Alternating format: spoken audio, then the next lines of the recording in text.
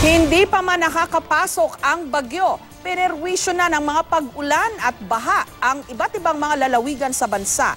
Sa Laguna, nagmistulang water world ang ilang mga bayan matapos umapaw ang Laguna Lake.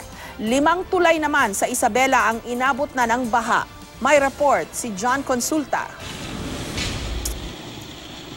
Wala pang bagyo sa Philippine Area of Responsibility pero maya't maya na ang pag-ulan sa ilang bayan sa Laguna. Sa bayan ng Paete, baha na ang mga lugar na malapit sa ilog. Nagmukha namang swimming pool ang Wawa Park dahil sa pag-apaw ng Laguna Lake. Lalakas, hihina, tapos sobrang lakas naman. Kaya yung tubig Kaya po biglang lumalim yung tubig. Preemptive po, kaya yung sapilitan na paglilikas po ng mga kababayan po namin dito. Kapag yun po ay talagang alam namin na maapektuhan sila ng malakas na kung sakali man ay may bagyo. Sinamantala naman ng ilan ang pamimingwit ng mga isdang mula sa mga fish pens sa Laguna de Bay. Nagmistulang water world din ang bayan ng Pangil.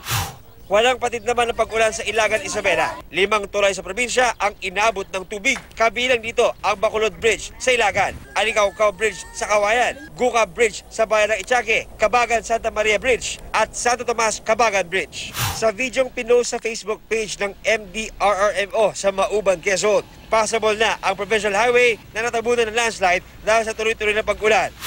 Ito naman ang kuha sa feeder port ng bayan ng Atimunan. Napakalakas ng hangin at alon sa karagatan.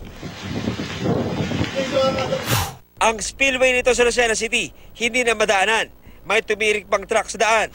Binahari ng ilang bahagi ng Sorsogon, dulot ng malakas na ulan. Apektado ang ilang kalsada.